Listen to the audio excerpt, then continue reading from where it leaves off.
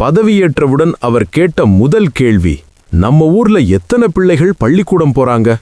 பதில் அதிர்ச்சியாக இருந்தது. மிக குறைவு. காரணம், பள்ளிக்கூடங்களே இல்லை. காமராஜர் ஒரு அதிரடி உத்தரவை போட்டார். 300 மக்கள் தொகை உள்ள ஊராக இருந்தால் அங்கே ஒரு ஆரம்ப பள்ளி இருக்க வேண்டும். 5 மைல் தூரத்திற்கு ஒரு உயர்நிலை பள்ளி இருக்க வேண்டும். பணமில்லை என்று அதிகாரிகள் தயங்கினார்கள். பிள்ளைகள் படிப்புக்கு முன்னாடி கணக்கு வழக்கெல்லாம் பார்க்காதீங்க, பள்ளிக்கூடத்தை திறங்க என்றார் அந்த படிக்காத மேதை. ஒரே ஆண்டில் 6000 பள்ளிகள் திறக்கப்பட்டன. வெறும் பள்ளிகளை மட்டும் திறக்கவில்லை, ஏழை மாணவர்களுக்கு இலவச சீருடை, காலணிகள் வழங்கப்பட்டன. 11ஆம் வகுப்பு வரை இலவச கல்வி திட்டத்தை கொண்டு வந்தார். ராஜாஜி மூடிய 6000 பள்ளிகளையும் மீண்டும் திறந்தார். கூடுதலாக 12000 பள்ளிகளை புதிதாக கட்டினார். தமிழகம் முழுக்க அ ஆ இ ஈ என்ற ஓசை ஒலிக்கத் தொடங்கியது. பள்ளிகள் திறந்தாயிற்று, ஆனால் மாணவர்கள் வரவில்லை. ஏன்? ஒருமுறை சுற்றுப்பயணத்தில் இருந்தபோது ஆடு மேய்க்கும் சிறுவனை பார்த்து காமராஜர் கேட்டார், ஏண்டா தம்பி பள்ளிக்கூடம் போகல? அந்த சிறுவன் வெகுளித்தனமாக சொன்னான், பள்ளிக்கூடம் போனா சோறு போடுவாங்களா ஐயா? சோறு போட்டா நான் போறேன். அந்த வார்த்தை காமராஜரின் இதயத்தில் சம்மட்டியால் அடித்தது போல் இருந்தது. சோறு இல்லை என்றால் படிப்பு இல்லை என்ற உண்மையை அவர் உணர்ந்தார். பிறந்தது சரித்திர திட்டம், மதிய உணவு திட்டம், மிட் டே மீல் ஸ்கீம். உலகிலேயே முதன்முறையாக ஒரு அரசாங்கம் தன் பிள்ளைகளுக்கு பள்ளியிலேயே உணவு சமைத்து போட்டது இங்குதான். அதிகாரிகள் எதிர்த்தார்கள். இதற்கு பல கோடி செலவாகுமே என்றார்கள். காமராஜர் சொன்னார், என் மக்கள் பிச்சை எடுத்தாவது வரி கட்டுவார்கள், என் பிள்ளைகளுக்கு சோறு போடு. வறுமை பள்ளியின் வாசலை விட்டு விரட்டப்பட்டது. பசிக்காக பள்ளிக்கு வந்தவர்கள் மெல்ல படிப்பை நேசிக்க தொடங்கினார்கள். மாணவர் சேர்க்கை கிடுகிடுவென உயர்ந்தது. கல்வி மட்டும் போதுமா? வயிறு நிறைய வேண்டுமே. விவசாயத்தை பெருக்க நதிகளை தடுத்து நிறுத்தினார். மணிமுத்தாறு, வைகை, அமராவதி, சாத்தனூர், ஆரணியாறு என 9 ஆண்டுகளில் 9 பெரிய அணைகள் கட்டப்பட்டன. கீழ்பவானி திட்டம் மூலம் லட்சக்கணக்கான ஏக்கர் நிலம் பாசன வசதி பெற்றது. உணவு உற்பத்தியில் தமிழ்நாடு தன்னிறைவு பெற்றது. விவசாயம் மட்டுமல்ல, தொழில்துறையிலும் ஒரு புரட்சி. பிரதமர் நேருவிடம் வாதாடி போராடி பல தொழிற்சாலைகளை தமிழ்நாட்டிற்கு கொண்டு வந்தார். நெய்வேலி நிலக்கரி நிறுவனம், திருச்சியில் பாரத மிகுமின் நிறுவனம் BHEL, ஊட்டியில் ஹிந்துஸ்தான் போட்டோ பிலிம்ஸ், சென்னையில் ரயில் பெட்டி தொழிற்சாலை ICF. இன்று தமிழ்நாடு இந்தியாவின் தொழிற்சாலைகளின் தலைநகரம், இண்டஸ்ட்ரியல் ஹப் என்று அழைக்கப்படுகிறது என்றால் அதற்கான அஸ்திவாரத்தை 60 ஆண்டுகளுக்கு முன்பே போட்டவர் காமராஜர். எல்லா கிராமங்களுக்கும் மின்சாரம், எல்லா ஊர்களுக்கும் தார் சாலை. தமிழ்நாடு நவீனமயமானது. ஆட்சி அதிகாரம் காங்கிரஸ் கட்சியை மெல்ல மெல்ல மாற்றிக் கொண்டிருந்தது. தலைவர்கள் மக்களிடமிருந்து விலகி சொகுசு வாழ்க்கைக்கு பழகிவிட்டார்கள் என்பதை காமராஜர் கவனித்தார். 3 இடைத்தேர்தல்களில் காங்கிரஸ் தோற்றது அவருக்கு அபாயமணியாக ஒலித்தது. கட்சி இருந்தால்தான் ஆட்சி. கட்சியை காப்பாற்ற வேண்டுமானால் மூத்த தலைவர்கள் பதவியை விட்டுவிட்டு மக்களிடம் செல்ல வேண்டும் என்று முடிவு செய்தார். இது வெறும் சொல்லல்ல, செயல். உலக அரசியலிலேயே நடக்காத ஒரு விசித்திரம் நடந்தது. பிரதமர் நேருவை சந்தித்தார். நான் என் முதலமைச்சர் பதவியை ராஜினாமா செய்கிறேன், கட்சி பணிக்கு செல்கிறேன், என்னைப் போலவே மற்ற மூத்த தலைவர்களும் வரட்டும் என்றார். நேரு அதிர்ந்து போனார். லால் பகதூர் சாஸ்திரி, மொரார்ஜி தேசாய், ஜெகஜீவன் ராம், SK பாட்டீல் என இந்தியாவின் பெரும் தலைவர்கள் அனைவரும் தங்கள் பதவிகளை தூக்கி எறிந்தார்கள்.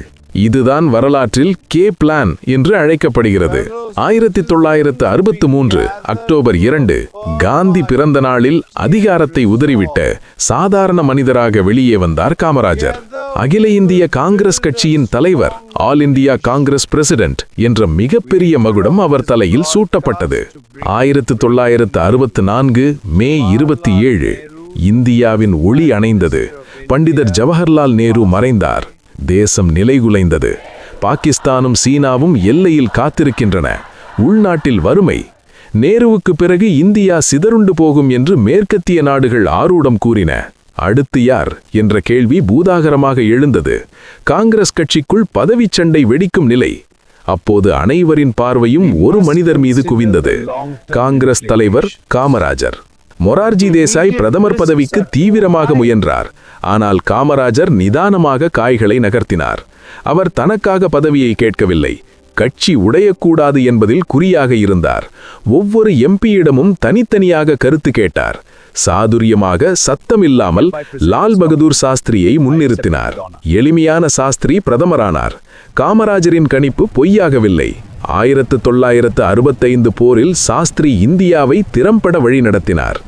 ஆனால் விதி மீண்டும் விளையாடியது. 1966 ஜனவரி 11 தாஷ்கண்டில் சாஸ்திரி திடீரென மரணமடைந்தார். இந்தியா மீண்டும் ஒரு தலைவனை இழந்து தவித்தது. மீண்டும் அதே கேள்வி, அடுத்து யார்? இம்முறை மொரார்ஜி தேசாய் விடுவதாக இல்லை. போட்டி வேண்டும் என்று பிடிவாதம் பிடித்தார். காமராஜர் ஒரு தீர்க்கமான முடிவை எடுத்தார். நேருவின் மகள் இந்திரா காந்தியை தேர்வு செய்தார். பலர் எதிர்த்தார்கள். அவருக்கு அரசியல் அனுபவம் போதாது, அவர் ஒரு ஊமை பொம்மை என்று கேலி செய்தார்கள். ஆனால் காமராஜர் இந்திராவின் திறமை மீது நம்பிக்கை வைத்தார். அல்லது அவரால் கட்சியை ஒன்றிணைக்க முடியும் என்று நம்பினார். வாக்கெடுப்பு நடந்தது. காமராஜரின் ஆதரவு இருந்ததால் இந்திரா காந்தி வெற்றி பெற்றார். இந்தியாவின் முதல் பெண் பிரதமரை அரியணையில் அமர்த்திய பெருமை அந்த படிக்காத மேதையையே சாரும். 2 முறை இந்திய ஜனநாயகத்தை சிதறாமல் காப்பாற்றிய அந்த தருணத்தில்தான் உலகம் அவரை கிங் மேக்கர் என்று கொண்டாடியது. டெல்லியே அவர் காலடியில் இருந்தது. ஆனால் அவர் கால்களோ எப்போதும் தரையில்தான் இருந்தன. காலம் எப்போதும் ஒரே மாதிரி இருப்பதில்லை. 1967 தேர்தல் வந்தது. சூழல் மாறியிருந்தது. இந்தி எதிர்ப்பு போராட்டம் தமிழகத்தையே உலுக்கியது. அரிசி பற்றாக்குறை மக்களை வாட்டியது. மறுபுறம் திராவிட முன்னேற்றக் கழகம் திமுக அண்ணாவின் தலைமையில் பெருமலையாக எழுந்தது. காமராஜர் நம்பினார், என் மக்கள் என்னை கைவிட மாட்டார்கள், நான் செய்த நன்மைகள் பேசும் என்று நம்பினார். ஆனால் ஜனநாயகம் சில நேரங்களில் கொடூரமானது. சொந்த ஊரான விருதுநகரிலேயே, தான் வளர்த்த மண்ணிலேயே காமராஜர் தோற்கடிக்கப்பட்டார். அவரை எதிர்த்து போட்டியிட்டவர் சீனிவாசன் என்ற கல்லூரி மாணவர். தமிழ்நாட்டில் காங்கிரஸ் வீழ்ந்தது. அண்ணா முதலமைச்சரானார். டெல்லியில் இந்திரா காந்தி ஜெயித்தாலும் காமராஜரின் கிங் மேக்கர் கிரீடம் சரிந்தது. அதிகாரத்தை இழந்ததை விட மக்களின் அன்பு குறைந்ததோ என்று எண்ணியே அவர் கலங்கினார். அடுத்த இடி காங்கிரஸ் பிளவு. தான் யாரை பிரதமராக்கினாரோ அந்த இந்திரா காந்தியே கட்சியை உடைத்தார். காமராஜர் பழைய தலைவர்களுடன் ஸ்தாபன காங்கிரசுடன் நின்றார்.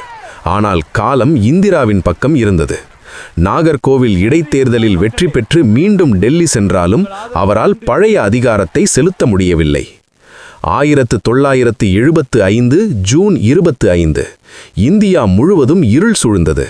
இந்திரா காந்தி நெருக்கடி நிலையை அறிவித்தார். எதிர்க்கட்சி தலைவர்கள் சிறையில் அடைக்கப்பட்டார்கள். பத்திரிகைகளின் வாய் மூடப்பட்டது. சுதந்திர போராட்ட வீரரான காமராஜரால் இந்த ஜனநாயக படுகொலையை தாங்கிக் கொள்ளவே முடியவில்லை. என் தேசம் எங்கே செல்கிறது என்று புழுங்கினார். மன உளைச்சல் அவர் உடல்நிலையை சிதைத்தது. அக்டோபர் 2 1975 காந்தி ஜெயந்தி. மதியம் உணவருந்திவிட்டு ஓய்வெடுக்க சென்றார். நெஞ்சு வலிப்பதாக சொன்னார். மருத்துவர் வருவதற்குள் அந்த மாபெரும் இதயம் துடிப்பதை நிறுத்திக் கொண்டது. எந்த ஆரவாரமும் இல்லாமல் தான் வாழ்ந்த வாழ்க்கையைப் போலவே மிக எளிமையாக விடைபெற்றார். செய்தி பரவியதும் தமிழகம் ஸ்தம்பித்தது. எங்கள் ஐயா போய்விட்டாரே என்று ஏழைகள் கதறினார்கள். லட்சக்கணக்கான மக்கள் கண்ணீருடன் அவரை வழி அனுப்பி வைத்தார்கள். இறக்கும்போது அவரிடம் இருந்த சொத்து சில சட்டை வேட்டிகள் மற்றும் 130 ரூபாய்கள். அவர் போய்விட்டார். ஆனால் அவர் ஏற்றி வைத்த கல்வி விளக்கு இன்றும் கோடிக்கணக்கான வீடுகளில் எரிந்து கொண்டிருக்கிறது. அவர் கட்டிய அணைகள் இன்றும் நம் தாகம் தீர்த்து கொண்டிருக்கின்றன. இன்று நாம் அனுபவிக்கும் இந்த வளர்ச்சி, இந்த நாகரீகம் அனைத்தும் அந்த படிக்காத மேதை நமக்கு இட்ட பிச்சை. வரலாற்றில் மன்னர்கள் வரலாம், மாவீரர்கள் வரலாம், ஆனால் கர்ம வீரர்கள் அபூர்வமாகவே பிறக்கிறார்கள். அவர் பெயர் காமராஜர். அவர் வாழ்ந்தது ஒரு வாழ்க்கை அல்ல, அது ஒரு பாடம். வாழ்க அவர் புகழ். ஜெய் ஹிந்த். இந்த வீடியோ பிடித்திருந்தால் லைக் செய்யுங்கள், ஷேர் செய்யுங்கள், சப்ஸ்கிரைப் செய்யுங்கள். மேலும் தமிழ் வரலாற்று ஆவணப்படங்களுக்கு பெல் ஐகானை அழுத்துங்கள். உங்கள் கருத்துக்கள் மற்றும் பரிந்துரைகளை கமெண்ட் செக்ஷனில் பகிருங்கள். அடுத்து எந்த வரலாற்று நபரை பற்றி வீடியோ வேண்டும் என்று சொல்லுங்கள்.